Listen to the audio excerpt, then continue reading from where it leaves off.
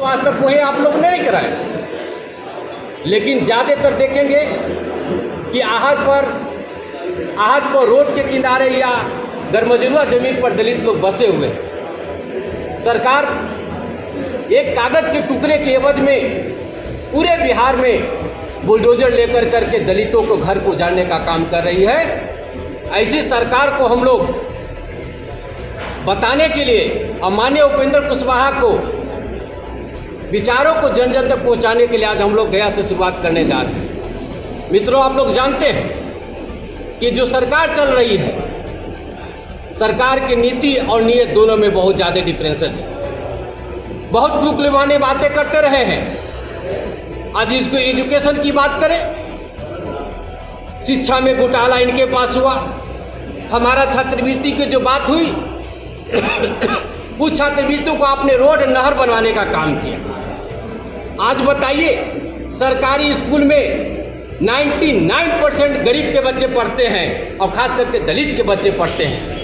आज तक जुलाई महीना शुरू हो गया है, अभी तक किताब उनको मुहैया नहीं कराया गया है।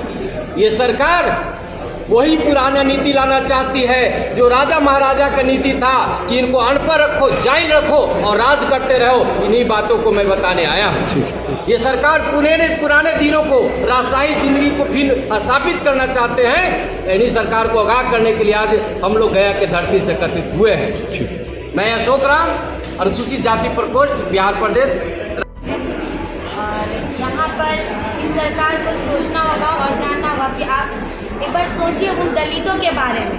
सबसे पहले आप दलित के बारे में सोचिए जिनकी आप वोट से आज राजा की तरह उस कुर्सी पे डटे हुए हैं। आज उसी कुर्सी पर इन्हीं के वोटों से आप बैठकर आज पूरी दोहरी नीति का चाल चल रहे हैं। क्या उन दलितों का अधिकार नहीं है जो आप कर रहे हैं? बताइए, कितनी सारी घटनाएं, वो दलितों के घर जो आपकी ज़मीन भी नहीं रहते हुए फिर भी आप लोग अपनी नीति स्टार्ट करें। उस ज़मीन पे क्या आपका अधिकार है?